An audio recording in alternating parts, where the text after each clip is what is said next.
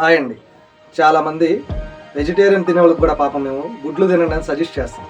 అలాంటిది poultry association వాళ్ళు గుడ్డు రేట్లు పెంచేస్తే ఎలాగండి?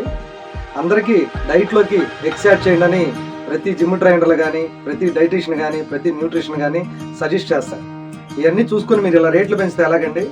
అసలు ఇది గుడ్డు 5-6 రూపాయలు ఉండేది 8 రూపీస్ చేశారు. సామాన్యులు ఎలా డైట్లోకి తినాలండి? జిమ్ చేసేవాళ్ళు కనీసం రోజుకి 10 నుంచి 15 గుడ్లు తింటారు. అంటే కనీసం 100 రూపాయలు పైన అయిపోతుంది. కొంతమంది చికెన్ తినలేని వాళ్ళకి కూడా ఎగ్స్ తినమని సజెస్ట్ చేస్తూ ఉంటారు.